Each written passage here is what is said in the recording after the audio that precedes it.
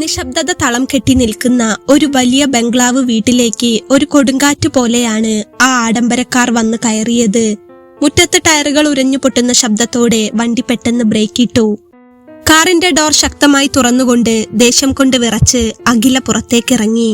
നല്ല വില കൂടിയ ഡ്രസ്സും സ്വർണവും ഒക്കെ ഇട്ടിട്ടുണ്ടെങ്കിലും അവളുടെ മുഖത്താകെ കലിപ്പായിരുന്നു. അവൾ നേരെ വന്ന് ആ വലിയ വീടിന്റെ കോളിംഗ് ബെല്ലിൽ വിരലമർത്തി. ഒരിക്കലല്ല, പലവട്ടം. തുടർച്ചയായി ആ ശബ്ദം വീടിനുള്ളിൽ മുഴങ്ങിക്കേട്ടു. പേടിയോടെ ഓടി വന്ന സെക്യൂരിറ്റിയും ആ വീട്ടിലെ പ്രായമായ ജോലിക്കാരി ശാരദാമ്മയും കൂടി അപ്പോൾ വേഗത്തിൽ വാതിൽ തുറന്നുകൊടുത്തു. അകത്തേക്ക് കയറിയ അഖില അവരെ രണ്ടിനെയും കത്തുന്ന കണ്ണുകളോടെയാണ് നോക്കിയത്. ആ അഖിലമോളോ? എന്താ അഖിലമോളെ, എന്തുപറ്റി പതിവില്ലാതെ ഈ സമയത്ത്? ഹർഷമോൻ മുകളിലാണല്ലോ. ശാരദാമ്മ പേടിച്ചുകൊണ്ട് പറഞ്ഞു തീരും മുൻപേ അഖില അവരുടെ നേരെ ആക്രോശിച്ചു. നിങ്ങളോട് ഞാൻ ചോദിച്ചോ അവൻ എവിടെയെന്ന്? കോളിംഗ് ബെല്ല് കേട്ടാൽ വാതിൽ തുറന്നു തന്നിട്ട് നിങ്ങളുടെ പണി നോക്കി പൊക്കോണം. ഇവിടെ നടക്കുന്നതൊന്നും ഞാൻ അറിയുന്നില്ലെന്നാരും കരുതണ്ട. സെക്യൂരിറ്റിയെയും ശാരദാമ്മയെയും ദേഷ്യത്തോടെ ഒന്ന് നോക്കി. തറയിൽ ഹൈഹീൽസ് ചെരുപ്പുകൾ അമർത്തി ചവിട്ടി ശബ്ദമുണ്ടാക്കിക്കൊണ്ട് അവൾ പടവുകൾ കയറി മുകളിലേക്ക് നടന്നു. നേരെ ചെന്ന് ഹർഷിന്റെ മുറിയുടെ വാതിൽ അവൾ ഒറ്റ ചവിട്ടിനങ്ങോട്ട് തുറന്നു. ആ വലിയ ശബ്ദം കേട്ടിട്ടും ആ മുറിക്കുള്ളിലിരുന്ന ചെറുപ്പക്കാരൻ ഒന്ന് തിരിഞ്ഞു നോക്കുക പോലും ചെയ്തില്ല. അത് ഹർഷായിരുന്നു. ഹർഷ് ദേവനാരായണൻ, ഇപ്പോ വന്നിരിക്കുന്ന അഖിലയുടെ ഒരൊറ്റ സഹോദരൻ. 29 വയസ്സ് മാത്രം പ്രായമുള്ള, കണ്ടാൽ ഏതൊരു പെൺകുട്ടിയും കൊതിക്കുന്ന അത്രയും സുന്ദരനായ ഒരു ചെറുപ്പക്കാരൻ. വലിയൊരു ബിസിനസ് സാമ്രാജ്യത്തിന്റെ അധിപൻ. പക്ഷേ ഇപ്പോൾ അവന്റെ മുഖത്തെ പ്രകാശമൊക്കെ നഷ്ടപ്പെട്ടിരുന്നു. ആ വലിയ റൂം ആകെ ഇരുട്ടിലായിരുന്നു. അവന്റെ ദുശീലങ്ങളുടെ പുക ആ മുറിയിലാകെ പടർന്നു പിടിച്ചിട്ടുണ്ട്. തറയിൽ വില കൂടിയ മദ്യക്കുപ്പികൾ ചിതറിക്കിടക്കുന്നുണ്ടായിരുന്നു. കട്ടിലിന്റെ ഒരു വശത്ത് എന്തോ ഒരു കോലത്തിൽ കണ്ണുകളൊക്കെ ചുവന്ന് താടിയും മുടിയും നീട്ടി ആകെ തളർന്നിരിക്കുകയാണ് അവൻ. ബിസിനസ്സിലുണ്ടായ വൻ തകർച്ച അവനെ അത്രമാത്രം ബാധിച്ചിരുന്നു. വാതിൽ തുറന്ന് അകത്തേക്ക് കയറിയ അഖില റൂമിലെ ലൈറ്റുകളെല്ലാം ഒന്നിച്ചോൺ ചെയ്തു. പെട്ടെന്ന് വെളിച്ചമടിച്ചപ്പോൾ ഹർഷ് കണ്ണുകൾ കൈകൊണ്ട് മറച്ചു. ഛേ, ലൈറ്റ് ഓഫ് ചെയ്യേ, അവൻ ദേഷ്യത്തോടെ പറഞ്ഞു. എന്തൊരു നാശമാടാ ഇത്, നാണമുണ്ടോ നിനക്ക് ഇങ്ങനെ ജീവിക്കാൻ? അഖില അവന്റെ മുന്നിൽ വന്ന് ദേഷ്യത്തോടെ ഉറക്കെ ചോദിച്ചു. ഓ നീയോ? നീ എന്താടി ഈ സമയത്ത്? ഹർഷ് ഒട്ടും താല്പര്യമില്ലാത്ത സ്വരത്തിൽ എന്തോ ഒരു ശബ്ദത്തോടെ ചോദിച്ചു. എനിക്ക് പിന്നെ വരാതിരിക്കാൻ പറ്റുമോ? എന്റെ അച്ഛനും അമ്മയും ഉണ്ടാക്കി വെച്ച സ്വത്തുക്കളൊക്കെ നീ ഇങ്ങനെ തകർത്ത് കളയുമ്പോൾ ഞാൻ നോക്കി നിൽക്കണോ? ബിസിനസ്സിൽ എങ്ങനെയാടാ ഇത്രയും വലിയ ലോസ് വന്നത്? ലക്ഷക്കണക്കിന് രൂപയുടെ നഷ്ടമാ ഈ മാസം മാത്രം കാണിക്കുന്നത്. എവിടെ പോയ ആ പണമൊക്കെ? അവൾ അവനെ ചോദ്യം ചെയ്യാൻ തുടങ്ങി. ഹർഷ് അപ്പോൾ പതുക്കെ തല ഉയർത്തി അവളെ ഒന്ന് നോക്കി. ഒരു തരം നിസ്സംഗതയായിരുന്നു അവന്റെ മുഖത്ത്. എനിക്കറിയില്ല, ബിസിനസ്സിൽ ലാഭവും നഷ്ടവും ഒക്കെ വരും. എനിക്കിപ്പോ അതൊന്നും ആലോചിക്കാൻ വയ്യ, അവൻ നിസ്സാരമായി പറഞ്ഞു. അറിയില്ലെന്നോ? എന്തറിയില്ലെന്ന്? അഖിലയുടെ ശബ്ദം വീണ്ടും ഉയർന്നു. കമ്പനി നോക്കി നടത്താൻ ഏൽപ്പിച്ചത് നിന്നെയാണ്. നീ ഇവിടെ മദ്യവും മറ്റുമായി കിടന്നുറങ്ങുമ്പോൾ അവിടെ കമ്പനി പൂട്ടിപ്പോകുന്ന അവസ്ഥയിലാണ്. നീ ഒക്കെ തുലച്ചേ അടങ്ങുമല്ലേ? നീ എങ്ങനെ വേണേലും നടന്നോ.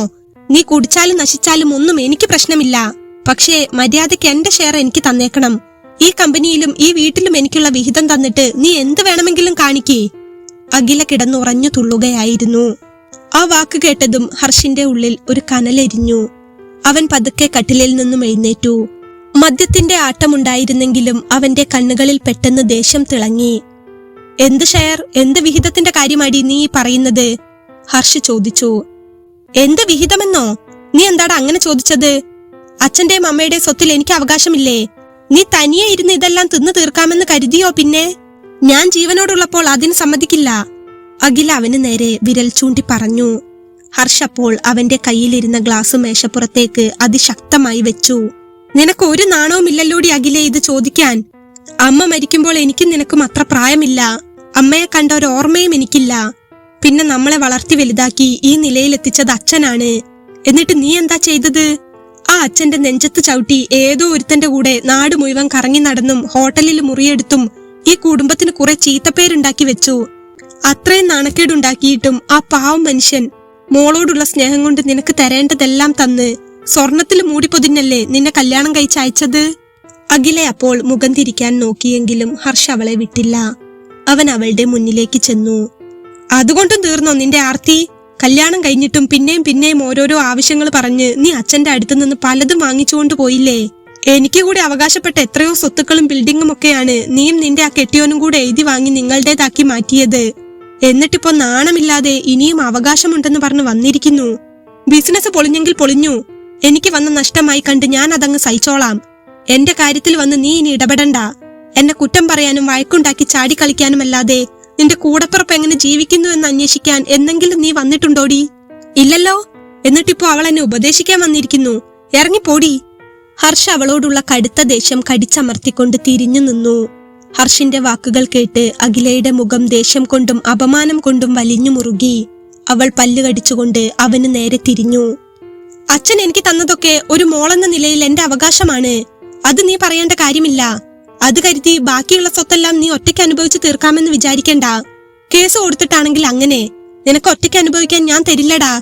ഞാൻ അനുഭവിക്കേണ്ടത് എവിടെ പോയിട്ടായാലും ഞാൻ വാങ്ങിച്ചെടുക്കും. നീ കണ്ടോ? അഖില എന്തൊക്കെയോ വിളിച്ചു പറഞ്ഞ് ദേഷ്യപ്പെട്ടുകൊണ്ട് ആ മുറിയിൽ നിന്നും ഇറങ്ങി നടന്നു. മുറിയിൽ നിന്നും വെളിയിൽ ഇറങ്ങി കോണിപ്പടികൾ ഇറങ്ങാൻ തുടങ്ങിയപ്പോഴാണ് അഖില ആ കാഴ്ച കണ്ടത്. അവിടെ ചുമരിനോട് ചേർന്ന് കയ്യിൽ ചായക്കപ്പുമായി ജോലിക്കാരി ശാരദാമ്മ നിൽക്കുന്നുണ്ടായിരുന്നു. ഇത്രയും നേരം മുറിക്കുള്ളിൽ നടന്ന ബഹളങ്ങളെല്ലാം അവർ പുറത്തുനിന്ന് കേൾക്കുകയായിരുന്നു. ശാരദാമ്മയെ കണ്ടതും അഖിലയ്ക്ക് ദേഷ്യം ഇരട്ടിച്ചു. അവൾ അവരുടെ മുന്നിലേക്ക് നടന്നു ചെന്നു. എന്താ തള്ളേ, എല്ലാം കേട്ടുകൊണ്ട് ഇവിടെ നിൽപ്പായിരുന്നു അല്ലേ? നിങ്ങൾ എല്ലാവരും കൂടെ അവന്റെ കൂട്ടാണെന്ന് എനിക്ക് നന്നായിട്ടറിയാം. ഇത് എന്റെ അച്ഛനുണ്ടാക്കിയ വീടാ.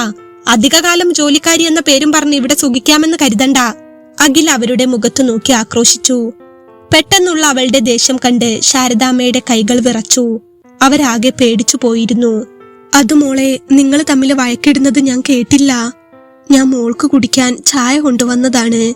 ശാരദാമ്മ വിറയ്ക്കുന്ന കൈകളോടെ ആ ചായക്കപ്പ് അഖിലയ്ക്ക് നേരെ നീട്ടി. അഖില ആ കപ്പിലേക്കൊന്നു നോക്കി.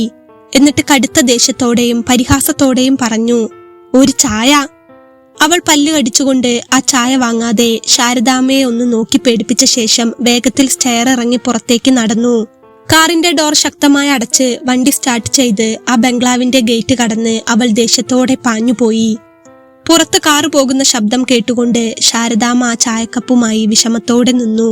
ഹർഷും അഖിലയും തമ്മിൽ എന്നും വഴക്കാണെന്ന് അവർക്കറിയാമായിരുന്നു. എങ്കിലും തനിക്ക് ഇത്രയും കാലം അന്നം തന്ന വലിയ മനസ്സിന്റെ ഉടമയായ ദേവനാരായണൻ സാറിനോടുള്ള സ്നേഹം കാരണം അഖിലയോടും ഹർഷിനോടും അവർക്ക് സ്വന്തം മക്കളെ പോലെയുള്ള സ്നേഹമായിരുന്നു. ദേവനാരായണൻ സാർ മരിച്ച ശേഷം ആ വലിയ കുടുംബത്തിൽ സമാധാനമില്ലാതാവുകയായിരുന്നു.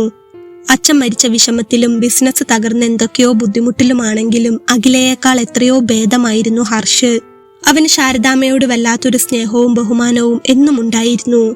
പക്ഷേ കുറച്ചു കാലമായി എന്തൊക്കെയോ ടെൻഷൻ കാരണം അവൻ മദ്യത്തിനും മറ്റുമൊക്കെ അടിമയായി ആകെ വല്ലാത്തൊരവസ്ഥയിലാണ്.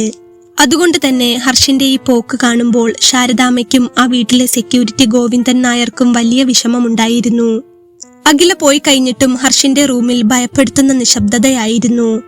അച്ഛൻ മരിച്ചതിന്റെ സങ്കടം, കൂടപ്പിറപ്പായിട്ടും ഒരു ശത്രുവിനെ പോലെ വന്ന് നെഞ്ചത്ത് ചവിട്ടുന്ന അഖിലയോടുള്ള കടുത്ത ദേഷ്യം, പിന്നെ ബിസിനസ്സിൽ വന്ന തകർച്ച, ഇതെല്ലാം കൂടി താങ്ങാൻ കഴിയാതെ അവൻ റൂമിലെ കട്ടിലിൽ തലയിട്ട് അടിച്ചു കിടക്കുകയായിരുന്നു. നെഞ്ചിൽ ദേഷ്യവും സങ്കടവും ഒരുമിച്ചിരച്ചു കയറിയപ്പോൾ അവൻ ഒട്ടും സഹിക്കാൻ കഴിഞ്ഞില്ല. അവൻ ചാടി എഴുന്നേറ്റ് ടേബിളിൽ ഇരുന്ന മദ്യക്കുപ്പി എടുത്തു. ഗ്ലാസ്സിലേക്ക് മദ്യം പകർന്നു. ഇത്തവണ വെള്ളം പോലും ചേർക്കാതെ അവൻ അതൊരൊറ്റ വലിക്ക് കുടിച്ചു തീർത്തു. എന്നിട്ടും ആ ദേഷ്യം മാറിയില്ല. അവൻ സാധാരണ ഉപയോഗിച്ചുകൊണ്ടിരുന്ന ആ തെറ്റായ ശീലത്തിലേക്ക് കടന്നു. അഖിലയോടുള്ള കടുത്ത ദേഷ്യം കാരണം അവൻ അളവ് ശ്രദ്ധിക്കാൻ പറ്റിയില്ല. അപ്പോഴത്തെ അവസ്ഥയിൽ അവൻ സാധാരണ ഉപയോഗിക്കുന്നതിലും കൂടുതലായി ആ അപകടം പിടിച്ച സാധനം ഉപയോഗിച്ചു പോയി. ഉപയോഗിച്ചു കഴിഞ്ഞ സെക്കൻഡുകൾക്കുള്ളിൽ ഹർഷൻ എന്തൊക്കെയോ പോലെ തോന്നാൻ തുടങ്ങി.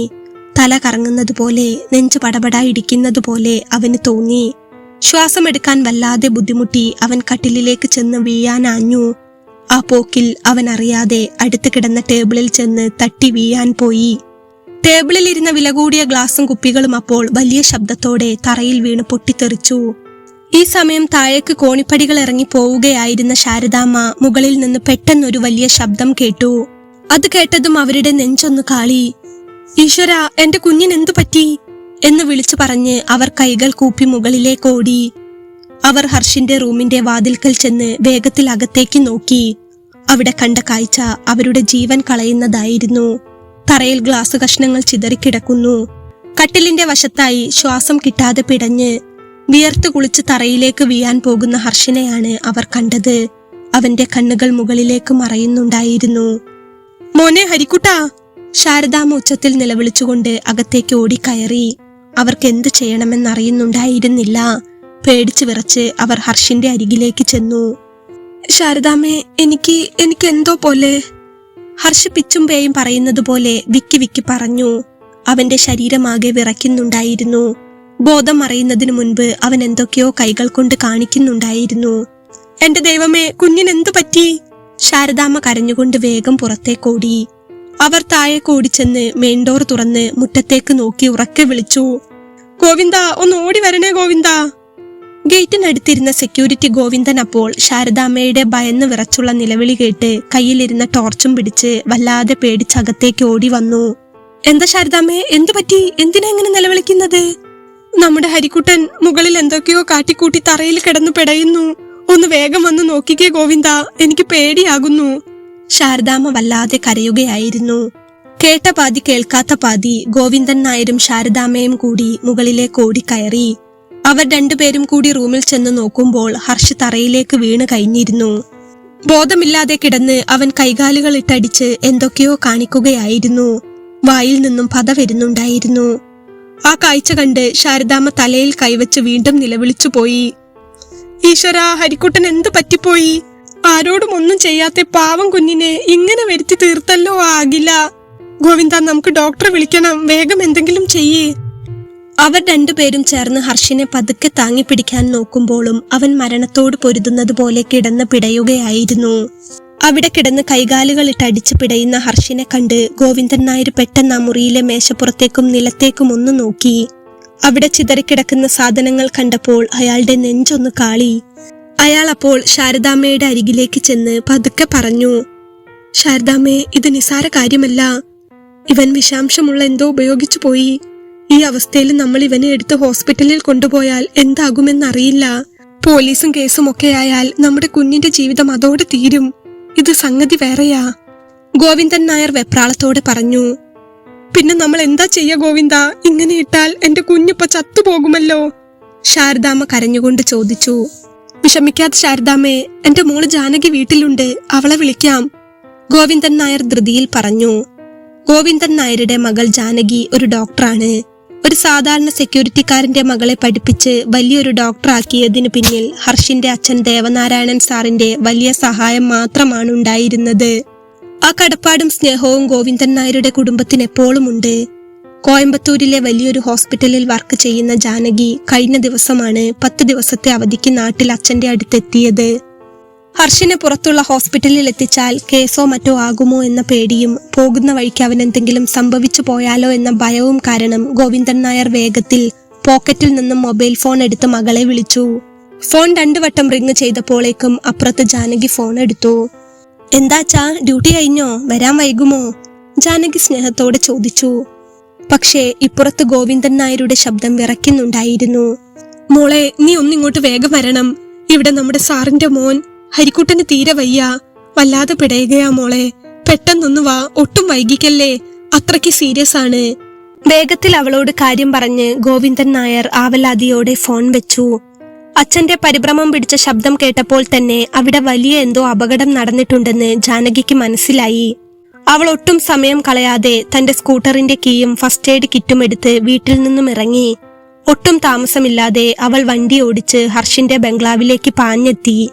സ്കൂട്ടർ മുറ്റത്ത് ബ്രേക്കിട്ട് നിർത്തി കയ്യിലിരുന്ന മെഡിക്കൽ കിറ്റും നെഞ്ചോട് ചേർത്ത് പിടിച്ച് ജാനകി ആ ബംഗ്ലാവിലേക്ക് ഓടിക്കയറുമ്പോൾ അവളുടെ നെഞ്ചിടിപ്പ് വല്ലാതെ കൂടിയിരുന്നു.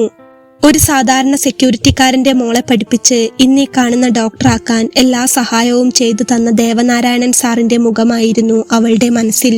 മുകളിലത്തെ നിലയിലേക്ക് ഓടിയെത്തിയ അവൾ കണ്ടത് ശാരദാമ്മയും അച്ഛനും കൂടി ഹർഷിനെ എങ്ങനെയൊക്കെയോ താങ്ങിപ്പിടിച്ച് കട്ടിലിൽ കിടത്തുന്നതാണ്. ഹർഷിന്റെ ആ അവസ്ഥ കണ്ട് ജാനകി ഒരു നിമിഷം ഞെട്ടിത്തരിച്ചു പോയി. എപ്പോഴും പ്രസരിപ്പോടെ ആരെ കണ്ടാലും സ്നേഹത്തോടെ പുഞ്ചിരിച്ചിരുന്ന ആ ഹർഷേട്ടനല്ല ഇപ്പോൾ ആ കട്ടിലിൽ കിടക്കുന്നത്. വിയർത്തു കുളിച്ച് കണ്ണുകൾ മുകളിലേക്ക് മറിഞ്ഞ് ശ്വാസമെടുക്കാൻ വല്ലാതെ ബുദ്ധിമുട്ടി അവൻ കൈകാലുകളിട്ടടിച്ചുകൊണ്ട് പിടയുകയായിരുന്നു. എന്താച്ചാ, ശരിക്കും എന്താ ഉണ്ടായത്? ഹർഷേട്ടൻ ഇത് ഇങ്ങനെ ഒരു അവസ്ഥയിൽ? ജാനകി പരിഭ്രമത്തോടെ ചോദിച്ചു. നീ ഒന്ന് നോക്കുമോളെ, ഗോവിന്ദൻ നായർ വേഗത്തിൽ പറഞ്ഞു. അവൾ ഒട്ടും സമയം കളയാതെ ഹർഷിന്റെ അരികിലേക്ക് നീങ്ങിയിരുന്നു. വേഗത്തിൽ അവന്റെ കൈത്തണ്ടയിൽ പിടിച്ച് പൾസ് പരിശോധിച്ചു. ഹൃദയമിടിപ്പ് സാധാരണയിലും എത്രയോ ഇരട്ടി വേഗതയിലാണ് ഓടിക്കൊണ്ടിരിക്കുന്നത്. ശരീരം തൊട്ടപ്പോൾ കടുത്ത ചൂട്. ഹർഷിന്റെ അവസ്ഥയും ആ മുറിയിലെ അന്തരീക്ഷവും കണ്ടപ്പോൾ തന്നെ ഒരു ഡോക്ടറായ ജാനകിക്ക് കാര്യങ്ങളെല്ലാം പെട്ടെന്ന് മനസ്സിലായി. അളവിൽ കൂടുതൽ ഉള്ളിൽ ചെന്ന ആ സാധനമാണ് ഈ അവസ്ഥയ്ക്ക് കാരണമെന്ന് അവൾക്ക് മനസ്സിലായി. അച്ഛാ, ഇത് ഹർഷേട്ടൻ എന്തോ ഉപയോഗിച്ചതിന്റെ അളവ് കൂടിപ്പോയതാണ്. അതുകൊണ്ടാണ് ഈ അവസ്ഥ വന്നിരിക്കുന്നത്. സംഗതി വല്ലാതെ സീരിയസ് ആണ് അച്ഛാ. നമുക്ക് എത്രയും പെട്ടെന്ന് ഹർഷേട്ടനെ ഏതെങ്കിലും ഹോസ്പിറ്റലിൽ എത്തിക്കണം, ഇല്ലെങ്കിൽ ജീവന് തന്നെ അപകടമാകും, ജാനകി ആവലാതിയോടെ പറഞ്ഞു. അത് കേട്ടതും ഗോവിന്ദൻ നായർ അവളുടെ കയ്യിൽ ഒന്ന് പിടിച്ചു. അയാളുടെ കണ്ണുകൾ നിറഞ്ഞൊഴുകുന്നുണ്ടായിരുന്നു. മോളെ ജാനകി, നീ പറയുന്നത് അച്ഛന് മനസ്സിലാകും. പക്ഷേ ഈ അവസ്ഥയിൽ നമ്മൾ ഇവനെ പുറത്തുള്ള ഹോസ്പിറ്റലിൽ കൊണ്ടുപോയാൽ അത് വലിയ കേസോ മറ്റോ ആകുമോ മോളെ? ദേവനാരായണൻ സാറിന്റെ ഒരൊറ്റ മോനാ ഇവൻ. സാറുള്ളപ്പോ നമ്മളെ സ്വന്തം കുടുംബം പോലെയാ നോക്കിയത്. ഈ അവസ്ഥ പുറത്തറിഞ്ഞാൽ അഖിലയും മറ്റുള്ളവരുമൊക്കെ ഇവനെ പാടെ തകർത്തു കളയും. അച്ഛൻ പറയുന്നത് കേട്ടപ്പോൾ ജാനകിക്കും വിഷമം തോന്നി. അവൾ കട്ടിലിൽ കിടന്ന് ശ്വാസം കിട്ടാതെ പിടയുന്ന ഹർഷിനെ ഒന്നു നോക്കി. അച്ഛൻ പറയുന്നത് എനിക്ക് മനസ്സിലാകും. പക്ഷേ ഹോസ്പിറ്റലിൽ കൊണ്ടുപോകാതെ ഇവിടെ കിടന്ന ഹർഷേട്ടന് എന്തെങ്കിലും സംഭവിച്ചു പോയാലോ അച്ഛാ? അപ്പം നമ്മൾ എന്ത് ചെയ്യും? അവളുടെ ആ ചോദ്യം ഗോവിന്ദൻ നായരെ വല്ലാതെ ഭയപ്പെടുത്തി. അയാൾ സ്വന്തം മകനെ പോലെ കാണുന്ന അവൻ എന്തെങ്കിലും സംഭവിക്കുന്നത് അയാൾക്ക് ആലോചിക്കാൻ പോലും കഴിയില്ലായിരുന്നു. അയാൾ അപ്പോൾ വെപ്രാളത്തോടെ പറഞ്ഞു, അയ്യോ, അങ്ങനെയൊന്നും വരുത്തല്ലേ ഈശ്വര. എന്നാ പിന്നെ ഒട്ടും വൈകിക്കേണ്ട മോളെ, നമുക്കിവനെ എങ്ങനെയെങ്കിലും വേഗം ഹോസ്പിറ്റലിലേക്ക് തന്നെ കൊണ്ടുപോകാം. ഗോവിന്ദൻ നായർ അത് പറഞ്ഞ് വണ്ടി എടുക്കാൻ ആഞ്ഞതും ജാനകി ഒരു നിമിഷം ഹർഷിനെ ഒന്ന് തിരിഞ്ഞു നോക്കി. ശേഷം അവന്റെ അരികിൽ ചെന്ന് അതീവ ശ്രദ്ധയോടെ അവനെ പരിശോധിച്ചു. അവന്റെ ശ്വാസഗതി വല്ലാതെ തടസ്സപ്പെടുന്നുണ്ടായിരുന്നു. ഈ അവസ്ഥയിൽ വണ്ടിയിലിട്ട് യാത്ര ചെയ്താൽ ടൗണിലെ ഹോസ്പിറ്റലിൽ എത്തും മുൻപ് തന്നെ ഹൃദയസ്തംഭനം ഉണ്ടാകാനുള്ള സാധ്യത വളരെ കൂടുതലാണെന്ന് അവൾക്ക് തോന്നി. ഇവിടെ വെച്ച് അടിയന്തരമായി എന്തെങ്കിലും ചെയ്യാതെ മുന്നോട്ടു പോകാൻ കഴിയില്ല. അവൾ പെട്ടെന്ന് തന്നെ അച്ഛനെ തടഞ്ഞു. വേണ്ട അച്ഛാ, ഇപ്പൊ വണ്ടിയിൽ കൊണ്ടുപോകുന്നത് കൂടുതൽ അപകടമാണ്. അച്ഛനൊന്ന് വേഗം ചെന്ന് ഞാൻ ഈ കുറിച്ചു തരുന്ന മരുന്നുകൾ ഇവിടുത്തെ ലോക്കൽ മെഡിക്കൽ സ്റ്റോറിൽ നിന്നൊന്ന് വേഗം വാങ്ങിയിട്ട് വരൂ. നമുക്ക് ഇവിടെ വെച്ച് തന്നെ നോക്കാം. അവൾ വേഗത്തിൽ തന്റെ പാഡിൽ മരുന്നിന്റെ പേരെഴുതി അച്ഛന്റെ കയ്യിൽ കൊടുത്തു. ഗോവിന്ദൻ നായർ ആ പേപ്പറും വാങ്ങിക്കൊണ്ട് വേഗത്തിൽ താഴെ കോടി. അച്ഛൻ പോയതും ജാനകി തന്റെ പ്രൊഫഷണൽ മനസ്സ് വീണ്ടെടുത്തു. അവൾ അവിടെ ഉണ്ടായിരുന്ന ജനാലകളെല്ലാം വേഗത്തിൽ തുറന്നിട്ടു. ശാരദാമ്മേ, ആ ജനലൊക്കെ ഒന്ന് തുറന്നിടൂ. റൂമിലേക്ക് നല്ലവണ്ണം കാറ്റ് കയറട്ടെ, വായുസഞ്ചാരം വേണം, ജാനകി പറഞ്ഞു. തുടർന്ന് അവൾ ശാരദാമ്മയുടെ സഹായത്തോടെ ഹർഷിനെ പതുക്കെ ഇടതുവശത്തേക്ക് ചരിച്ചു കിടത്തി. ശേഷം അവൾ തന്റെ കിറ്റിൽ എപ്പോഴുമുള്ള അത്യാവശ്യം ജീവൻ രക്ഷാ മരുന്നുകളും സിറിഞ്ചും എടുത്തു. ഹർഷിന്റെ കയ്യിലെ നരമ്പ് അതീവ ശ്രദ്ധയോടെ തപ്പിപ്പിടിച്ച് ആ ഇഞ്ചക്ഷൻ നൽകി. അവൾ നൽകിയ മരുന്ന് വേഗത്തിൽ അവന്റെ ശരീരത്തിലേക്ക് ഒഴുകാൻ തുടങ്ങി. ശാരദാമ്മേ, വേഗം പോയി അല്പം പച്ചവെള്ളവും ഒരു വൃത്തിയുള്ള തുണിയും എടുത്തുകൊണ്ട് വരൂ. ഹർഷേട്ടന്റെ തലയും ശരീരവും ഒന്ന് തുടച്ചു കൊടുക്കണം, ചൂട് കുറയട്ടെ, ജാനകി പറഞ്ഞു. ശാരദാമ്മ അപ്പോൾ ഓടിപ്പോയി വെള്ളവും തുണിയുമായി വന്നു. ജാനകിയും ശാരദാമ്മയും ചേർന്ന് ഹർഷിന്റെ നെറ്റിയിലും മുഖത്തും തണുത്ത വെള്ളത്തിൽ നനച്ച തുണി കൊണ്ട് പതുക്കെ തുടച്ചു കൊടുത്തു. കുറച്ചു സമയം കഴിഞ്ഞപ്പോൾ ഗോവിന്ദൻ നായർ മരുന്നുമായി ഓടിക്കയറി വന്നു. ജാനകി അതും കൂടി നൽകി. അരമണിക്കൂറോളം ഹർഷിന്റെ അരികിൽ തന്നെ കാവലിരുന്നു. പതുക്കെ പതുക്കെ ഹർഷിന്റെ കൈകാലുകൾ ഇട്ടടിച്ചുകൊണ്ടുള്ള പിടച്ചിൽ കുറഞ്ഞു വരാൻ തുടങ്ങി. അവന്റെ കഠിനമായ ശ്വാസഗതി സാധാരണ നിലയിലായി. വിയർപ്പാറി, മുഖത്തെ ആ വല്ലാത്ത വിളർച്ച മാറി. പതുക്കെ ഒരു ജീവന്റെ ലക്ഷണം അവനിൽ കണ്ടു തുടങ്ങി. ജാനകി വീണ്ടും അവന്റെ പൾസ് പരിശോധിച്ചു. ഇത്തവണ പൾസ് റേറ്റ് പൂർണ്ണമായും നോർമലായി മാറിയിരുന്നു. അപകടഘട്ടം ഒഴിഞ്ഞു എന്നുറപ്പായതോടെ അവൾ കട്ടിലിന്റെ വശത്തുള്ള കസേരയിലേക്ക് ആശ്വാസത്തോടെ ഒന്നിരുന്നു. അവൾ ഒരു ദീർഘശ്വാസം വിട്ടുകൊണ്ട് ശാരദാമ്മയുടെ മുഖത്തേക്ക് നോക്കി പതുക്കെ പുഞ്ചിരിച്ചു. ശാരദാമ്മേ, ഇനിയൊന്നും പേടിക്കാനില്ല കേട്ടോ. ഹർഷേട്ടൻ ഇപ്പോൾ ഓക്കെയാണ്. പൂർണ്ണമായും അപകടത്തിൽ നിന്നും രക്ഷപ്പെട്ടിട്ടുണ്ട്. ഇനി ആഴത്തിലുള്ള ഒരു ഉറക്കത്തിലേക്ക് പോകും. ബോധം തിരിച്ചു കിട്ടാൻ ചിലപ്പോ നാളെ രാവിലെയാകും. അത് കേട്ടതും ശാരദാമ്മയുടെ കണ്ണുകൾ ആനന്ദ കണ്ണീരാൽ നിറഞ്ഞു. അവർ കൈകൾ കൂപ്പി മുകളിലേക്ക് നോക്കി പ്രാർത്ഥിച്ചു. പിന്നെ ജാനകിയുടെ അരികിലേക്ക് വന്ന് അവളുടെ കൈകളിൽ പിടിച്ചു. എന്റെ ദൈവമേ, നീ ഒരു മാലാഖയെ പോലെയാ മോളെ കൃത്യസമയത്ത് വന്നത്. എന്റെ കുഞ്ഞിനെ നീ തിരിച്ചു തന്നല്ലോ. മോള് വല്ലാതെ വിയർത്തുപോയി. ഞാൻ മൂക്ക് കുടിക്കാൻ ചായ എടുക്കട്ടെ, ശാരദാമ്മ ചോദിച്ചു. ആവാം ശാരദാമ്മേ. ജാനകി പുഞ്ചിരിയോടെ പറഞ്ഞു. ശാരദാമ്മ വേഗത്തിൽ താഴത്തെ അടുക്കളയിലേക്ക് നടന്നു. മുറിയിൽ അപ്പോൾ ഹർഷിന്റെ ശാന്തമായ ശ്വാസഗതിയുടെ ശബ്ദം മാത്രമാണ് ഉണ്ടായിരുന്നത്.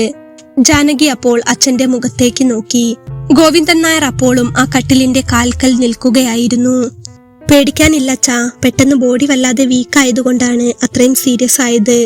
കൃത്യസമയത്ത് മരുന്ന് നൽകാൻ കഴിഞ്ഞത് ഭാഗ്യമായി. ജാനകി അച്ഛനെ ആശ്വസിപ്പിച്ചു. പിന്നെ അവൾ പതുക്കെ കട്ടിലിൽ കിടക്കുന്ന ഹർഷിനെ നോക്കി അച്ഛനോട് ചോദിച്ചു, അച്ഛാ, ഹർഷേട്ടന് മുൻപും ഈ സ്വഭാവമുണ്ടോ? ഇങ്ങനെ തെറ്റായ ശീലങ്ങൾക്ക് അടിമയായിരുന്നോ ഹർഷേട്ടൻ? ഗോവിന്ദൻ നായർ അപ്പോൾ ഒരു ദീർഘശ്വാസം എടുത്തു. ഇല്ലായിരുന്നു മോളെ, ഇവൻ ഒരു പാവമായിരുന്നെന്ന് നിനക്കറിയാലോ. പക്ഷേ ദേവൻ സാർ മരിച്ചതോടെ എല്ലാം തകിടം മറിഞ്ഞു. ബിസിനസ്സിൽ എന്തൊക്കെയോ വലിയ പ്രശ്നങ്ങളുണ്ട്. അതിന്റെ കൂടെ ആ പെങ്ങൾ ഒരുത്തിയുണ്ടല്ലോ, അഖില. ഒരു സമാധാനവും അവൾ ഈ ചെക്കന് കൊടുക്കില്ല. ഇപ്പോഴും ഇവിടെ വന്ന് വഴക്കുണ്ടാക്കിയിട്ട് ഇവന്റെ നെഞ്ചത്ത് ചവിട്ടുന്നത് പോലെ സംസാരിച്ചിട്ടാ അവള് പോയത്. ആ വിഷമത്തിലാണ് ഇവൻ മുറിയിൽ കയറി ഇതൊക്കെ ചെയ്തതെന്ന് തോന്നുന്നു. അയാൾ അവളുടെ അരികിലേക്ക് വന്ന് അവളുടെ തലയിൽ പതുക്കെ തലോടി. എന്തോ ഗോവിന്ദൻ നായരുടെ കണ്ണുകൾ നിറഞ്ഞൊഴുകുന്നുണ്ടായിരുന്നു. ദേവൻ സാർ എപ്പോഴും പറയുമായിരുന്നു, ആവശ്യമുള്ള സമയത്ത് ഓടിയെത്താൻ വീട്ടിലൊരു ഡോക്ടർ ഉള്ളത് നല്ലതാണെന്ന്.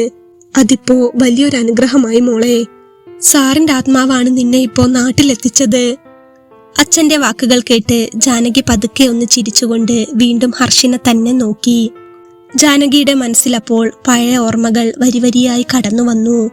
അവൾ കുട്ടിക്കാലത്ത് അച്ഛനൊപ്പം ഈ ബംഗ്ലാവിൽ വരുമ്പോൾ എപ്പോഴും ചിരിച്ച മുഖത്തോടെ മാത്രം കണ്ടിരുന്ന ആളാണ് ഹർഷേട്ടൻ.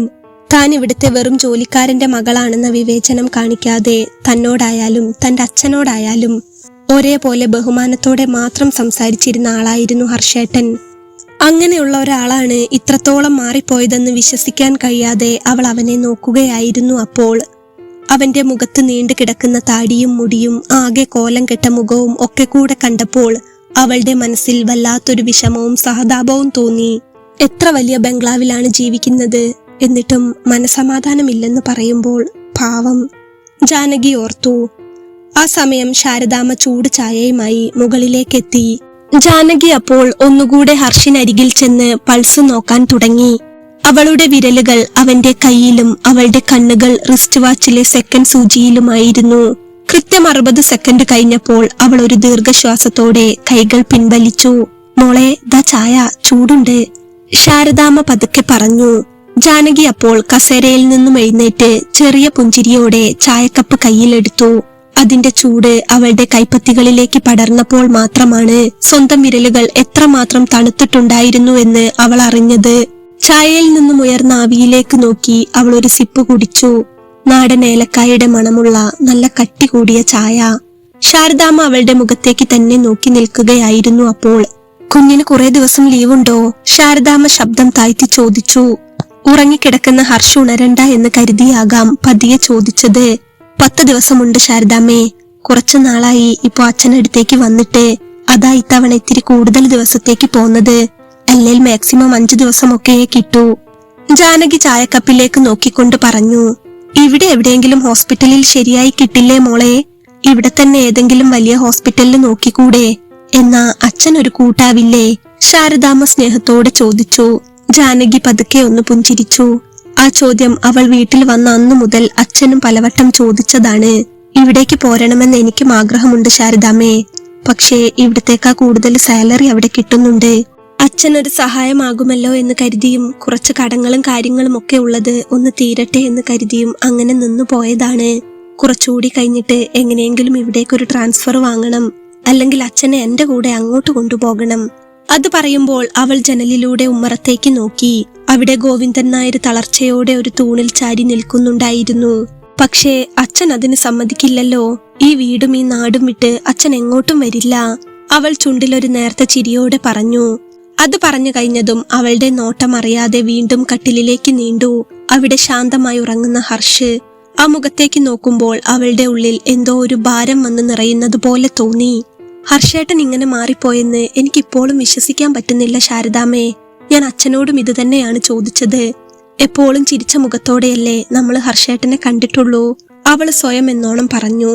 ശാരദാമ്മയുടെ ഉള്ളിൽ കിടന്ന സങ്കടത്തിന്റെ അണക്കെട്ട് അതോടെ പൊട്ടിപ്പോയി. അവർ ഒരു വലിയ ദീർഘശ്വാസം എടുത്തു. അത് കടുത്തൊരു നെടുവീർപ്പായി ആ മുറിയിൽ മുഴങ്ങി.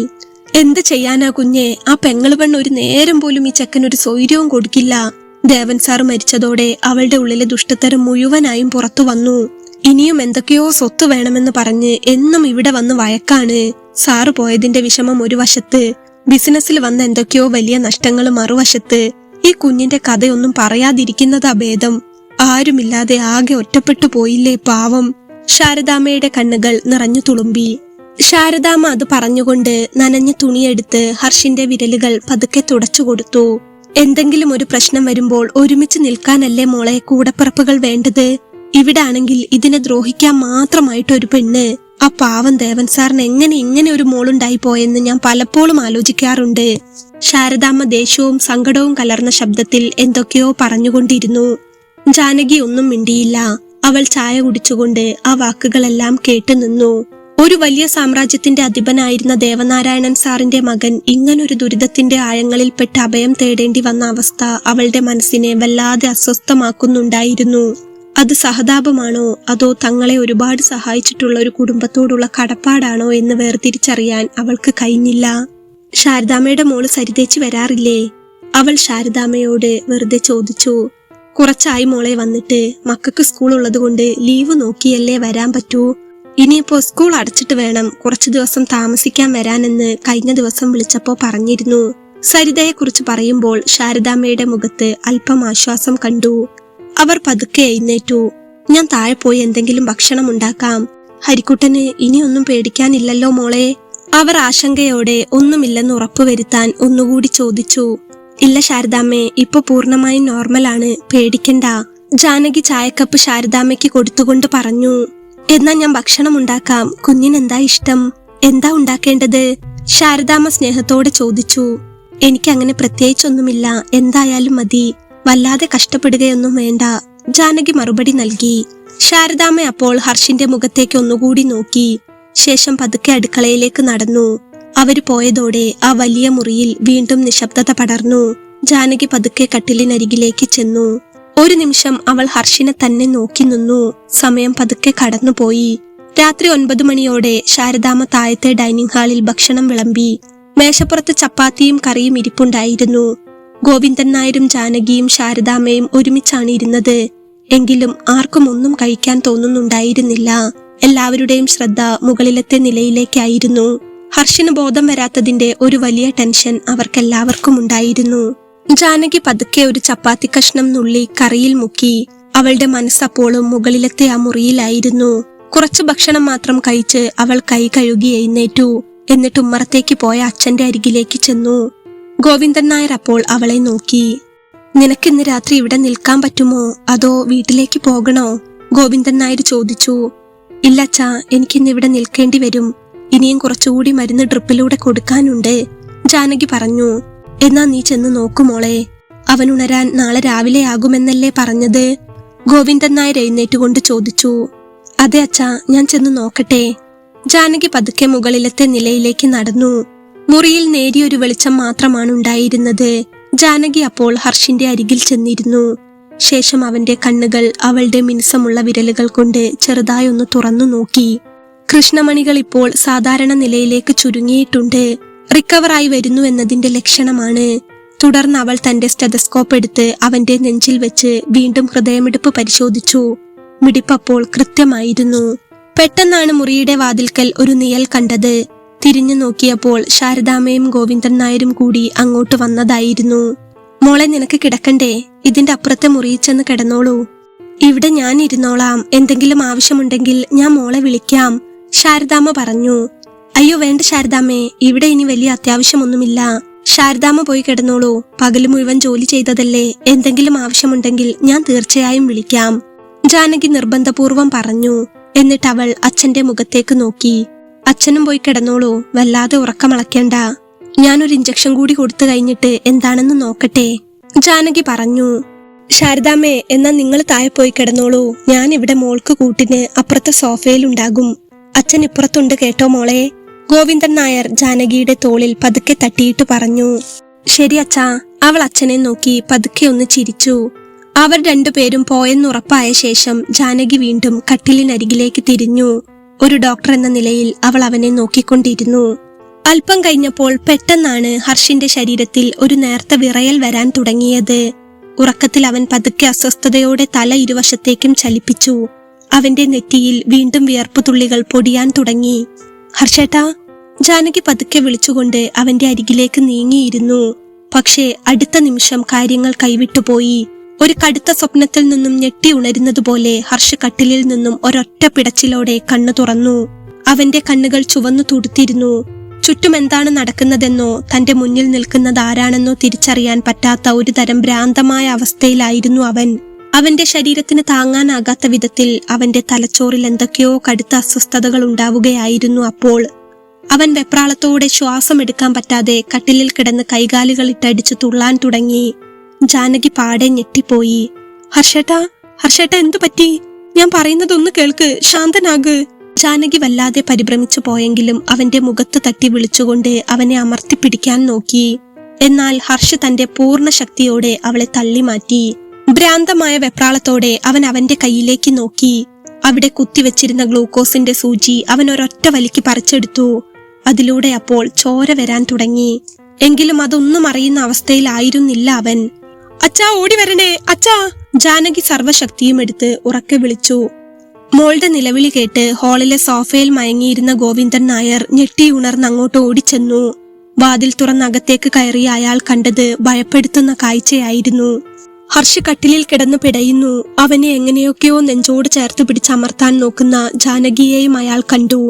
ഈശ്വര, ഹരി, മോനെ! ഗോവിന്ദൻ നായർ വേഗത്തിൽ ഹർഷിന്റെ അടുത്തേക്ക് ഓടിച്ചെന്ന് അവന്റെ കൈകൾ ബലമായി പിടിച്ചു വെക്കാൻ നോക്കി. എന്നാൽ അവൻ ഗോവിന്ദൻ നായരെയും തള്ളി മാറ്റിക്കൊണ്ട് കടുത്ത അസ്വസ്ഥതയോടെ തന്റെ കൈകൾ വീശി. ആ അച്ഛാ! പെട്ടെന്ന് ജാനകിയുടെ നിലവിളി ഉയർന്നു. ഹർഷിന്റെ ശക്തമായ വീശലിൽ അവന്റെ കയ്യിലിരുന്ന കൂർത്ത സിറിഞ്ച് ജാനകിയുടെ തോളിലും പുറത്തുമായി ആയിന്നിറങ്ങി കഴിഞ്ഞിരുന്നു. കടുത്ത വേദനയോടെ അവൾ ഒരു നിമിഷം പിടഞ്ഞുപോയി. അവളുടെ കണ്ണുകളിൽ നിന്നും കണ്ണുനീർ തുള്ളികൾ താഴേക്ക് പതിച്ചു. കടുത്ത വേദന കൊണ്ട് ശരീരം തളരുന്നതുപോലെ തോന്നിയിട്ടും അവൾ തന്റെ വേദനയെ ഒട്ടും കാര്യമാക്കിയില്ല. അവൾ പല്ല് കടിച്ചുകൊണ്ട് ആ വേദന കടിച്ചമർത്തി. ഒട്ടും സമയം കളയാതെ നേരത്തെ വാങ്ങിവെച്ച മരുന്നെടുത്ത് എങ്ങനെയൊക്കെയോ ഹർഷിന് ഇഞ്ചക്ഷൻ നൽകി. ആ മരുന്നുള്ളിൽ ചെന്നതും സെക്കൻഡുകൾക്കുള്ളിൽ അവന്റെ ആ പിടച്ചിൽ പതുക്കെ കുറഞ്ഞു വന്നു. അവന്റെ ശരീരം തളർന്നു. അവൻ വീണ്ടും കട്ടിലിലേക്ക് തന്നെ പതുക്കെ വീണു. ഒരു വിധത്തിൽ എങ്ങനെയോ അത് ചെയ്തു തീരുമ്പോഴേക്കും ജാനകി ആകെ തളർന്നു പോയിരുന്നു. അവൾ കട്ടിലിന്റെ ഒരു വശത്തേക്ക് ചരിഞ്ഞു വീഴാൻ പോയി. അയ്യോ, പുറത്തുനിന്ന് ബ്ലഡ് വരുന്നുണ്ടല്ലോ മോളെ! ഗോവിന്ദൻ നായർ ജാനകിയുടെ പുറത്തെ വസ്ത്രത്തിൽ ചോര പടരുന്നത് കണ്ട് വല്ലാതെ ഭയന്നുപോയി.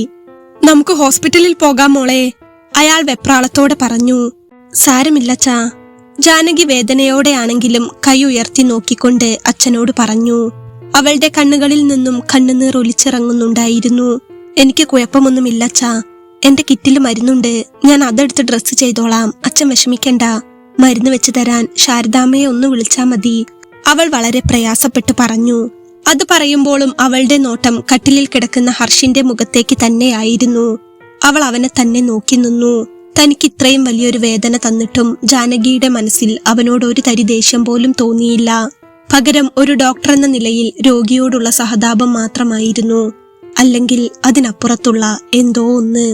ശാരദാമ്മ വന്ന് അവളെ മുറിവിൽ ഡ്രസ്സ് ചെയ്യാൻ സഹായിച്ചു. ശേഷം ജാനകി മൊബൈൽ എടുത്ത് താൻ ജോലി ചെയ്യുന്ന ഹോസ്പിറ്റലിലെ തനിക്ക് പരിചയമുള്ള ഒരു സീനിയർ ഡോക്ടറെ വിളിച്ചു. അവൾക്ക് മുറിവ് പറ്റിയതിലല്ല, ഹർഷിന്റെ കാര്യം അറിയാൻ വേണ്ടിയാണ് അവൾ വിളിച്ചത്. എന്നിട്ട് ഹർഷിന്റെ പേരോ കാര്യമോ ഒന്നും വെളിപ്പെടുത്താതെ തന്നെ താൻ നൽകിയ ഫസ്റ്റ് എയ്ഡ് മരുന്നുകളെക്കുറിച്ചും ഇഞ്ചക്ഷനെ കുറിച്ചും കൃത്യമായി ചോദിച്ചറിഞ്ഞു. ഇറ്റ്സ് ഓക്കെ ജാനകി, കുഴപ്പമൊന്നുമില്ല. പക്ഷേ 2-3 ദിവസം പേഷ്യന്റ് വല്ലാതെ വയലന്റ് ആകാൻ സാധ്യതയുണ്ട്. കടുത്ത ദേഷ്യവും വെപ്രാളവും കാണിക്കും. ഓർമ്മക്കുറവോ അല്ലെങ്കിൽ ചുറ്റുമുള്ളവരെ തിരിച്ചറിയാൻ പറ്റാത്ത അവസ്ഥയോ വരാം. ആ സമയത്ത് വളരെ പേഷ്യൻസ് വേണം. എല്ലാം റെഡി ആയിക്കോളും. മരുന്ന് കൃത്യസമയത്ത് കൊടുക്കുക. Don't worry. അല്ലാതെ വേറൊന്നും പേടിക്കാനില്ല. സീനിയർ ഡോക്ടർ പറഞ്ഞ വാക്കുകൾ കേട്ടപ്പോൾ ജാനകിയുടെ ഉള്ളൊന്ന് തണുത്തു. പിറ്റേന്ന് നേരം പുലർന്നപ്പോൾ ഡോക്ടർ പറഞ്ഞതുപോലെ തന്നെയായിരുന്നു ഹർഷിന്റെ കാര്യങ്ങൾ. അവന്റെ ബോഡി ഓക്കെ ആയെങ്കിലും മനസ്സും ചിന്തകളും ഒട്ടും നോർമൽ ആയിരുന്നില്ല. ബോധം തെളിയുമ്പോൾ അവൻ കടുത്ത ദേഷ്യവും വെപ്രാളവും കാണിച്ചു.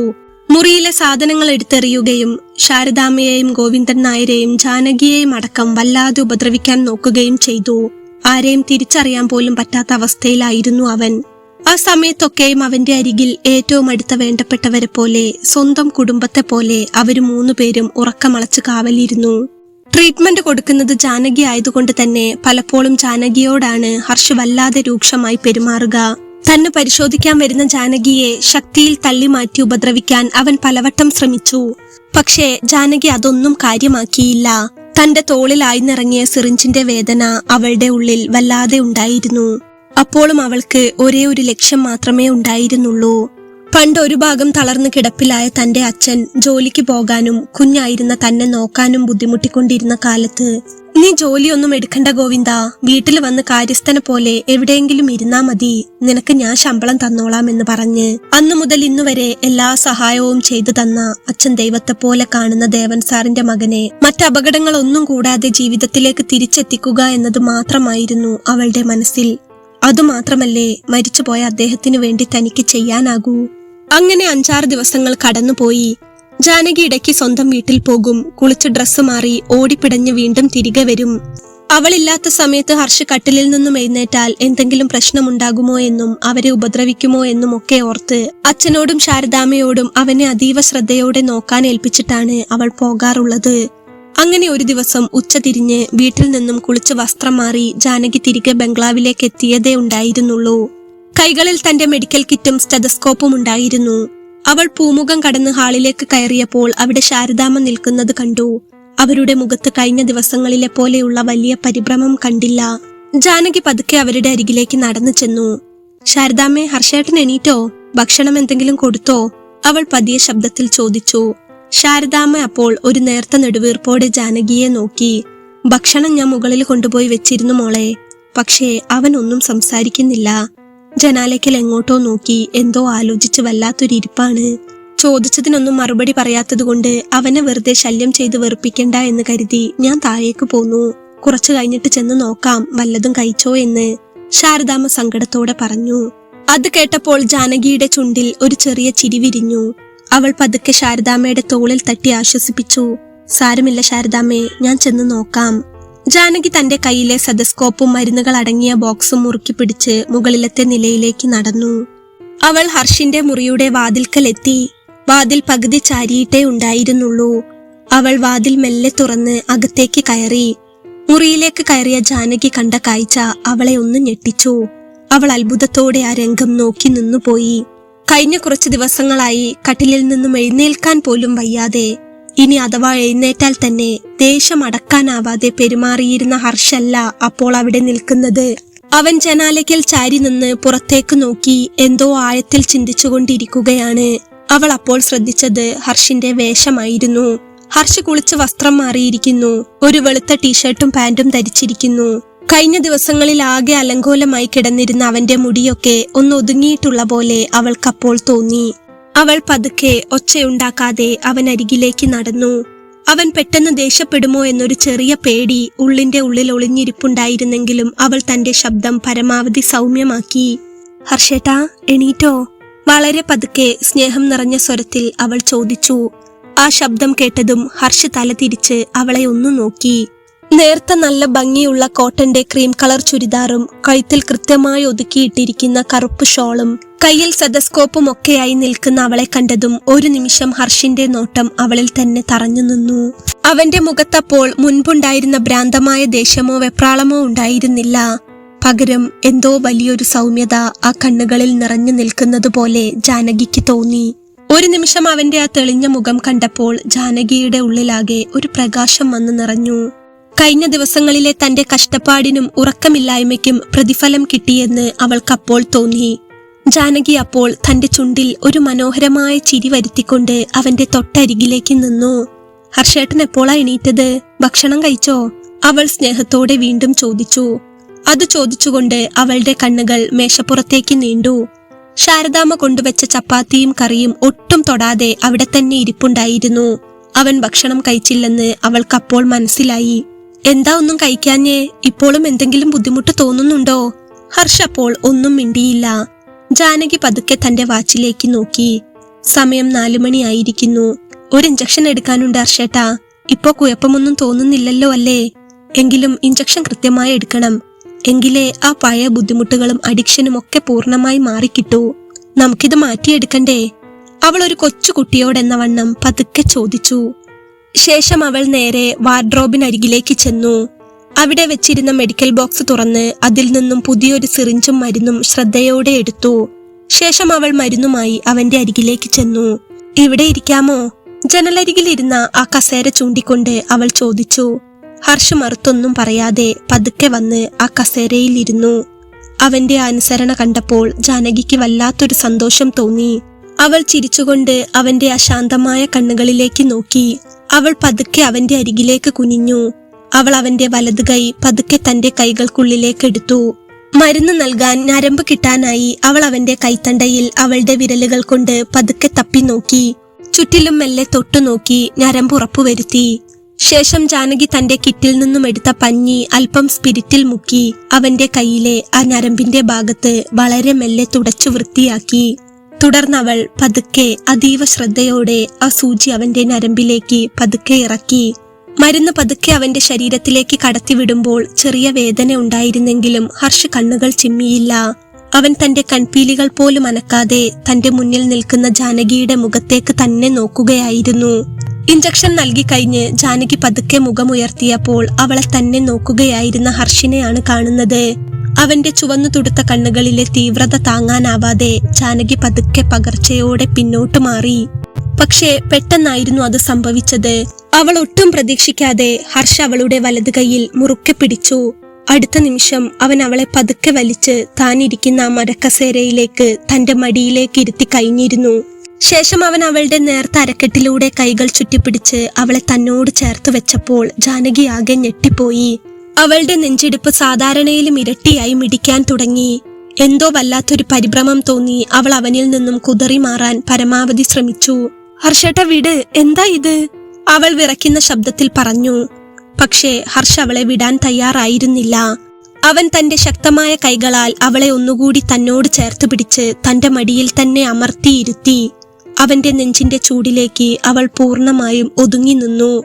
ഹർഷിന്റെ ആയമേറിയ പിടുത്തം താങ്ങാനാവാതെ അവൾ ഒടുവിൽ അവന്റെ കണ്ണുകളിലേക്ക് നോക്കി. എന്തിനാ ജാനകി? ഹർഷിന്റെ ശബ്ദം വളരെ പതുക്കെയായിരുന്നു. എങ്കിലും അതിൽ വലിയൊരു ഭാരമുണ്ടായിരുന്നു. എന്റെ ഈ ഭ്രാന്തമായ അവസ്ഥയിൽ ഞാൻ ഇത്രയൊക്കെ വയലന്റ് ആയിട്ടും നീ എന്നെ ഇങ്ങനെ ട്രീറ്റ് ചെയ്തത് എന്തിനാ? എന്തിനാ നീ എന്നെ ഇത്ര നോക്കിയത്? അവൻ ചോദിച്ചത് കേട്ടപ്പോൾ ജാനകി തന്റെ ശ്വാസം അടക്കി പിടിച്ചു. അതൊരു ഡോക്ടറുടെ റെസ്പോൺസിബിലിറ്റി, അവൾ മുഖം താഴ്ത്തി പറഞ്ഞു. അവളുടെ വാക്കുകൾ ഇടറുന്നുണ്ടായിരുന്നു. ഹർഷിന്റെ ചുണ്ടിൽ അപ്പോൾ ഒരു നേർത്ത ചിരി വിരിഞ്ഞു. അവൻ അവളുടെ താടിയിൽ പിടിച്ച് അവളുടെ മുഖം അല്പം ഉയർത്തി. It's just A doctors responsibility Janaki. വെറുമൊരു ഡോക്ടറുടെ ഉത്തരവാദിത്തം മാത്രമാണോ നീ ചെയ്തത്? അവൻ അവളുടെ കണ്ണുകളിലേക്ക് നോക്കിക്കൊണ്ട് ചോദിച്ചപ്പോൾ അവൾക്ക് പെട്ടെന്ന് മറുപടി പറയാൻ വാക്കുകൾ കിട്ടിയില്ല. നീ എന്നെ ചികിത്സിച്ചതും ഞാൻ ഉപദ്രവിച്ചപ്പോൾ നിനക്ക് പരിക്കേറ്റതുമെല്ലാം ഒരു ഡോക്ടറുടെ റെസ്പോൺസിബിലിറ്റി ആണെന്ന് വെക്കാം. അല്ലെങ്കിൽ ഗോവിന്ദേട്ടൻ എന്റെ അച്ഛനോടുള്ള കടപ്പാട് കൊണ്ടാണ് നീ എന്നെ ചികിത്സിച്ചതെന്ന് വെക്കാം. പക്ഷേ ഹർഷ് ജാനകിയുടെ കണ്ണുകളിലേക്ക് ആഴ്ന്നിറങ്ങിക്കൊണ്ട് ഒന്നുകൂടി നോക്കി. ഞാനിവിടെ ബോധമില്ലാതെ ഉറങ്ങിക്കിടക്കുമ്പോൾ എന്നെ ആരും കാണാതെ തഴുകിയതും തലോടിയതും എന്റെ നെറ്റിയിൽ നിന്റെ ചുണ്ടമർത്തി ഉമ്മ വെച്ചതും അതൊക്കെ ഏത് റെസ്പോൺസിബിലിറ്റിയിൽ പെടുത്തണം ജാനകി? അത് കേട്ടതും ജാനകി വല്ലാത്തൊരു ഞെട്ടലോടെ അവനെ നോക്കി. അവളുടെ മുഖം വിളറി വെളുത്തു. ആരുമറിയാതെ തന്റെ ഉള്ളിന്റെ ഉള്ളിൽ താൻ കൊണ്ടു നടക്കുന്ന പ്രണയം, പണ്ട് അച്ഛന്റെ കൈയും പിടിച്ച് ഈ വീടിന്റെ പടി കടന്നു വരുമ്പോൾ മുതൽ താൻ സൂക്ഷിച്ച ആ വലിയ പ്രണയം. ഹർഷിനോടൊപ്പം ഈ മുറിയിൽ ഒറ്റയ്ക്കിരിക്കുന്ന ദിവസങ്ങളിൽ ഹർഷ് അറിയാതെ അവൾ നൽകിയ ആ ചുംബനങ്ങളും സ്നേഹവുമെല്ലാം ഹർഷ് അറിഞ്ഞു എന്ന് മനസ്സിലായപ്പോൾ അവൾ അത്ഭുതത്തോടെയും ലജ്ജയോടെയും അവനെ നോക്കി. എങ്ങനെ മനസ്സിലായി? അവൾ സ്വയം അറിയാതെ ചോദിച്ചു പോയി. ക്യാമറയിൽ കണ്ടു. അഖില പലപ്പോഴും ഇവിടെ വന്ന് വഴക്കുണ്ടാക്കുന്നതുകൊണ്ടും എന്റെ പോക്ക് ശരിയല്ലാത്തതുകൊണ്ടും എന്റെ സേഫ്റ്റിക്കും പിന്നെ എനിക്കെന്തെങ്കിലും സംഭവിച്ചു പോയാൽ ഇവിടെയുള്ള ഗോവിന്ദേട്ടനും ശാരദാമ്മച്ചിക്കും ഒരു പ്രശ്നം വരാതിരിക്കാൻ അവരുടെ സുരക്ഷയ്ക്ക് വേണ്ടിയും ഞാൻ ഈ അടുത്ത കാലത്തായി ഈ മുറിയിൽ CCTV വെച്ചിട്ടുണ്ടായിരുന്നു. അതിൽ കണ്ടു എല്ലാം. ഹർഷ് പതുക്കെ പറഞ്ഞു. നീ എന്നെ പരിശോധിച്ചതും മരുന്ന് നൽകിയതും പിന്നെ സിറിഞ്ച് വെച്ച് കുത്തിയപ്പോൾ നീ വേദന കൊണ്ട് പിടയുന്നതും എന്നിട്ടും എന്നെ പിടിവിടാതെ ചേർത്തു പിടിച്ചതുമെല്ലാം ഞാൻ കണ്ടു. അതിനൊക്കെ അപ്പുറത്ത് ഉറങ്ങിക്കിടക്കുന്ന എന്നെ നീ തലോടുന്നതും നെറ്റിയിൽ ഉമ്മ വെക്കുന്നതും രാത്രിയിൽ ഉറങ്ങാതെ എനിക്ക് കാവലിരിക്കുന്നതുമെല്ലാം ഞാൻ കണ്ടു ജാനകി. ഹർഷിന്റെ കണ്ണുകൾ അപ്പോൾ ചെറുതായി ഒന്ന് നിറഞ്ഞു. ഈ ഭൂമിയിൽ ആരും എനിക്ക് വേണ്ടി ഇങ്ങനെ കാവലിരുന്നിട്ടില്ല. അമ്മ കുഞ്ഞുനാളിലേ പോയി. പിന്നെ അച്ഛൻ എന്നെ ഒരുപാട് ഇഷ്ടമായിരുന്നു. പക്ഷേ ബിസിനസ് തിരക്കുകൾക്കിടയിൽ അതിനൊരു പരിധി ഉണ്ടായിരുന്നു. പിന്നെ അഖില, അവളെന്റെ പെങ്ങളെന്ന് പറയാൻ പോലും എനിക്കിപ്പോൾ തോന്നാറില്ല. ഒരു കൂടപ്പിറപ്പുകൾ തമ്മിലുള്ള സ്നേഹം എന്താണെന്ന് അവളിൽ നിന്ന് ഞാൻ അറിഞ്ഞിട്ടേയില്ല. എന്നും അടിയും വഴക്കും മാത്രമാണ് അവളുടെ ഭാഗത്തു നിന്നുണ്ടായിട്ടുള്ളത്. പിന്നെ ശാരദാമ്മച്ചിയും ഗോവിന്ദേട്ടനുമൊക്കെയാണ് ഞാൻ അവരുടെ ആരുമല്ലാതിരുന്നിട്ട് പോലും എനിക്ക് വേണ്ടി കരഞ്ഞിട്ടുള്ളതും സ്വന്തം മകനെ പോലെ നോക്കിയിട്ടുള്ളതും. എന്നാൽ അതിനൊക്കെ അപ്പുറത്ത് അവൻ അപ്പോൾ അവളുടെ മുഖത്തേക്ക് നന്നായി നോക്കി. നീ എന്റെ ആരാണ് ജാനകി? ഹർഷ് ചോദിച്ചപ്പോൾ ജാനകിയുടെ കണ്ണുകളിൽ നിന്നും വല്ലാത്തൊരൊഴുക്കോടെ കണ്ണുനീർ താഴേക്ക് പതിച്ചു. ആരോ ആണെന്ന് കൂട്ടിക്കോളൂ ഹർഷേട്ടാ, അവൾ ഇടർച്ചയോടെ പറഞ്ഞു. അത് കേട്ടതും ഹർഷ് അവളെ ഒന്നുകൂടി തന്റെ നെഞ്ചോട് ചേർത്ത് മുറുക്കി പിടിച്ചു. അവരുടെ കണ്ണുകൾ തമ്മിൽ കോർത്തു നിന്നു. ജാനകി അപ്പോൾ പതുക്കെ തന്റെ ഉള്ളിലെ പ്രണയം തുറന്നു പറയാൻ തുടങ്ങി. പണ്ട് അച്ഛൻ ഒട്ടും വയ്യാതെ കിടപ്പിലായപ്പോൾ ജോലി തന്ന് സഹായിച്ചത് ദേവൻ സാറാണ്. അന്ന് ആദ്യമായി അച്ഛന്റെ കൈപിടിച്ച് ഞാൻ ഈ വലിയ ബംഗ്ലാവിന്റെ പടി കടന്നു വരുമ്പോൾ ഈ വീട് കണ്ടിട്ടല്ല എന്റെ കുഞ്ഞു മനസ്സ് അത്ഭുതപ്പെട്ടത്. പകരം എന്റെ പാവം അച്ഛനോട് പോലും വലിപ്പച്ചെറുപ്പമില്ലാതെ വല്ലാതെ സ്നേഹത്തോടെയും വാത്സല്യത്തോടെയും പെരുമാറുന്ന ഇത്രയും കാശുള്ള വീട്ടിലെ ഹർഷേട്ടനെ കണ്ടിട്ടായിരുന്നു. അന്ന് എന്റെ മനസ്സിൽ പതിഞ്ഞ ഈ മുഖവും കണ്ണുകളും ഇന്നും ഈ നെഞ്ചിലുണ്ട്. ഞാൻ വളർന്നപ്പോൾ എന്റെ ഉള്ളിലെ ആ ഇഷ്ടവും കൂടെ വളരുകയായിരുന്നു. വലുതായപ്പോൾ മെഡിക്കൽ കോളേജിലും മറ്റും പലരെയും കണ്ടു. പലരുടെയും ഇഷ്ടവും പ്രപ്പോസലുകളും ഒക്കെ വന്നെങ്കിലും ഈ ഒരാളോടുള്ള പ്രണയം കാരണം ഞാൻ ആരോടും ഒരു റിലേഷനും ഉണ്ടാക്കിയില്ല. പിന്നെ സ്വന്തം നിലയും വിലയും വെച്ച് നോക്കുമ്പോൾ എനിക്കതിനുള്ള യോഗ്യതയില്ലെന്നറിയാവുന്നത് കൊണ്ട് മാത്രം ഞാൻ എന്റെ ഇഷ്ടത്തെ മനസ്സിൽ തന്നെ കുഴിച്ചു മൂടുകയായിരുന്നു. എന്നാൽ ഇപ്പോൾ അടുത്തുനിന്ന് ചികിത്സിക്കാൻ ഒരു അവസരം കിട്ടിയപ്പോൾ അവൾ പറഞ്ഞു തീർക്കാൻ സമ്മതിക്കാതെ ഹർഷ് അവളുടെ ചുണ്ടുകളിൽ തന്റെ വിരൽ വെച്ചു. ശേഷം അവൻ അവളെ തന്റെ സർവ്വശക്തിയും എടുത്ത് വാരിപ്പുണർന്നു. നെഞ്ചോട് ചേർത്ത് മുറുക്കെ കെട്ടിപ്പിടിച്ചു. അഖിലയുടെ വഴക്കുകളും വഞ്ചനകളും കണ്ടുമടുത്ത അവന് അപ്പോൾ കരയാൻ കണ്ണുനീറുണ്ടായിരുന്നില്ല. എങ്കിലും തനിക്ക് വേണ്ടി ജീവിക്കാൻ ഈ ലോകത്തൊരാളുണ്ടെന്ന ബോധ്യം അവന്റെ ഉള്ളിൽ ഉണർന്നു കഴിഞ്ഞിരുന്നു. ജീവിതമാകെ മടുത്തു പോയിരുന്നു ജാനകി എനിക്ക്. പക്ഷേ ഇപ്പോൾ എനിക്ക് ജീവിക്കണമെന്ന് തോന്നുന്നു. എല്ലാം ഓവർകം ചെയ്യാൻ ഒരാൾ കൂട്ടിനുണ്ടായിരുന്നെങ്കിലെന്ന് പല നിമിഷങ്ങളിലും ഞാൻ ആഗ്രഹിച്ചിട്ടുണ്ട്. ഇപ്പോൾ അങ്ങനെ ഒരാളുടെ സാന്നിധ്യം എനിക്ക് കിട്ടിയല്ലോ, അതെനിക്ക് അറിയാൻ കഴിഞ്ഞല്ലോ. അവൻ അവളെ വീണ്ടും വീണ്ടും വാരിപ്പുണർന്നു. ജാനകി പതുക്കെ മുഖമുയർത്തി അവന്റെ കണ്ണുകളിലേക്ക് തന്നെ നോക്കി. അവളുടെ കണ്ണുകളിൽ പ്രണയവും നേർത്തൊരു നാണവും കലർന്നിരുന്നു. ആ കൺകോണുകളിലേക്ക് നോക്കിക്കൊണ്ട് തന്നെ ഹർഷ് അവളെ ഒന്നുകൂടി തന്നിലേക്ക് വലിച്ചടുപ്പിച്ചു. അവളുടെ കാതോരം അവന്റെ ശ്വാസം വന്ന് തട്ടുന്നുണ്ടായിരുന്നു. ഞാൻ ഒന്നുമ്മ വെച്ചോട്ടെ ജാനകി? പ്രണയം തുളുമ്പുന്ന സ്വരത്തിൽ അവൻ അവളോട് പതുക്കെ ചോദിച്ചു. അത് കേട്ടതും ജാനകിയുടെ ശരീരം ഒന്നാകെ വിറച്ചുപോയി. അവൾ മറുപടിയൊന്നും പറയാതെ കണ്ണുകൾ പതുക്കെ പൂട്ടി അനുവാദമെന്നോണം തന്റെ തല അവന്റെ മുഖത്തേക്ക് ചായ്ച്ച് സമ്മതം മൂളി. അവളുടെ ആ കൊച്ചു സമ്മതം കിട്ടിയതും ഹർഷ് ഒട്ടും വൈകിച്ചില്ല. സൂര്യാസ്തമയം എത്താൻ തുടങ്ങിയ മുറിയിലെ നേർത്ത വെളിച്ചത്തിൽ അവളുടെ വിറയ്ക്കുന്ന ചുവന്ന ചുണ്ടുകളിലേക്ക് അവൻ തന്റെ ചുണ്ടുകൾ പതുക്കെ ചേർത്തു വെച്ചു. ആദ്യമായി അനുഭവിക്കുന്ന അവളിലെ ചൂടിൽ, ആ പ്രണയത്തിന്റെ ആഴത്തിൽ, കടുത്തൊരു പുണരലിൽ അവന്റെ സകല വിഷമങ്ങളും തീർന്നു പോകുന്ന പോലെ അവന് തോന്നി. പുറത്തെ മഴക്കാർ മൂടിയ അന്തരീക്ഷത്തിൽ നിന്നും ജനാലയിലൂടെ അകത്തേക്ക് വീശിയെത്തിയ ഒരു തണുത്ത കാറ്റപ്പോൾ അവരുടെ മേനിയിൽ തട്ടിത്തഴുകാൻ തുടങ്ങി. പക്ഷേ ആ കാറ്റിനെ പോലും തോൽപ്പിച്ചുകൊണ്ട് അവർ രണ്ടുപേരും അവരുടെ പ്രണയത്തിന്റെ ചൂടിൽ പുതിയ ലോകം തീർക്കുകയായിരുന്നു. തന്റെ ജീവിതത്തിലെ നരകതുല്യമായ നാളുകൾക്ക് ശേഷം അലയടിക്കുന്ന ഒരു പുതിയ കാറ്റായി ജാനകിയുടെ ശ്വാസം അവൻ ശ്വസിച്ചു തുടങ്ങി. അവന്റെ എല്ലാമായി അവളെ ചേർത്തുകൊണ്ട്.